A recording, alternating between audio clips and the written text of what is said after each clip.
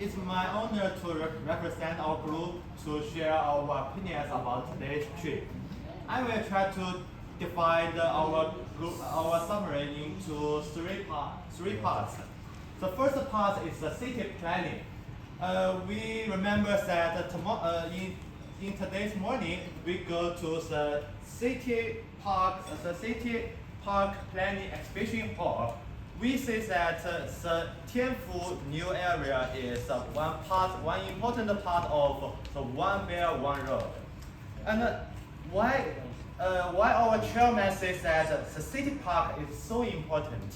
I may have tried to explain something about city park.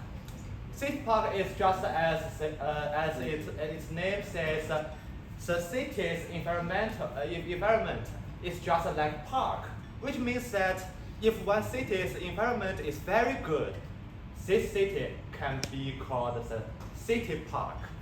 So I may try to talk about the importance of environment. Our chairman Xi Jinping have said that clear water and green mountains is priceless, which makes us understand the importance of our environment. Because if we don't have our Earth, we don't have a great environment, we can't live in the Earth. So next part I will talk about the water. Because after that we may go to the sewage treatment plant.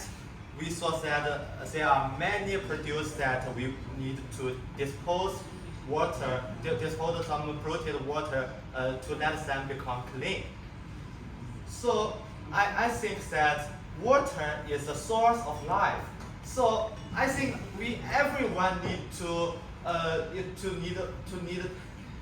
understand the value of the water. We need to protect water and don't waste water or polluted water. The three parts I may talk about the technology. While we are visiting the Shanghai Jiao University technology academic of science and Chinese academic of science, I think it may depend on the development of city.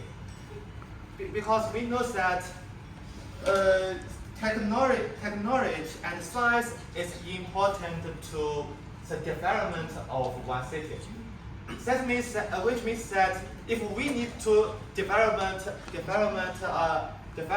city, we need to develop a city's technology and science, which I think is very important. After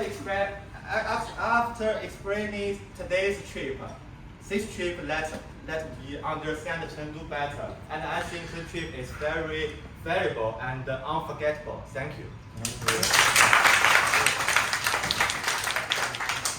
Nice speech. And we will go with this group. Yes, Hong Fu. Oh.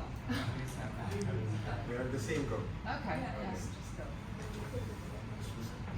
So thank you everybody and the teacher for giving me the opportunity to say something. But let me try to conclude in short of what we have seen. I think in the morning by the whole exhibition and the sewage water treatment plant, and in the afternoon the research institutions, they all define two things. The first morning session defined, we have seen so many design philosophies that are specific to the Chinese context. And in the second part, we have seen that what the Chinese and the Chinese people and the Chinese government are heading in the research frontiers. So the first morning, I would be happy to see them that it just shows the way the Chinese people solve their problem. And the second afternoon session is the way that they are trying to define the future. So I think all of us here, we can represent the world because we are from different countries.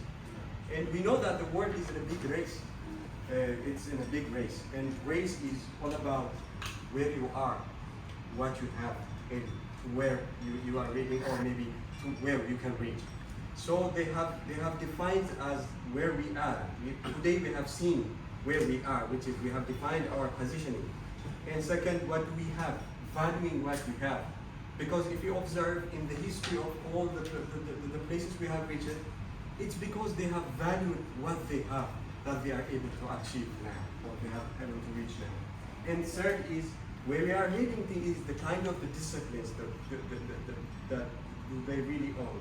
So I think all of these things comes to a single point, that the way we define problem in our own context, because I think that the Chinese have achieved this problem because they have defined their problem in their own context, in the Chinese context. So I think it's a message to all of us. I think this is the only way so that we can be the masters of our problems. I think it's in this way that we can live in tomorrow while being in today. So I really have admired the rhythm between the system, the economy, the culture, and the discipline of our group.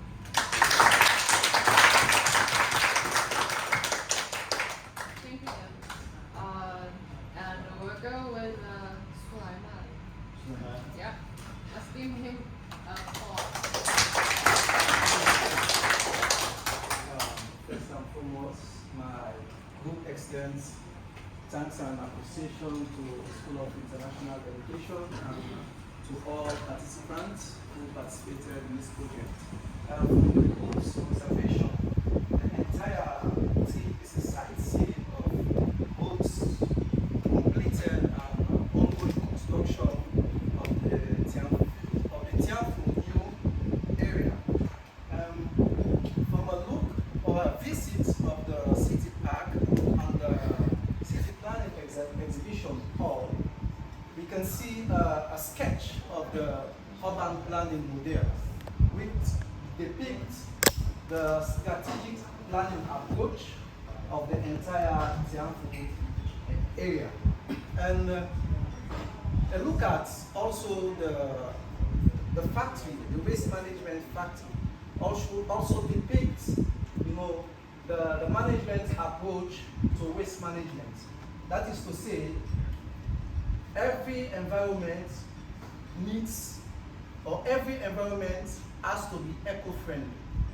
And for an environment to be eco-friendly, we have to treat our waste.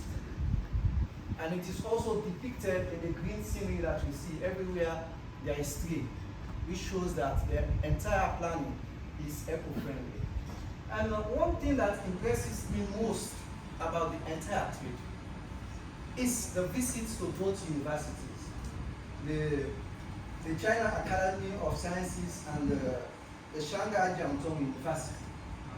This shows the Chinese passion for research and development. To conclude, from my 3-year stay in China, China's development is entirely rooted from research and development.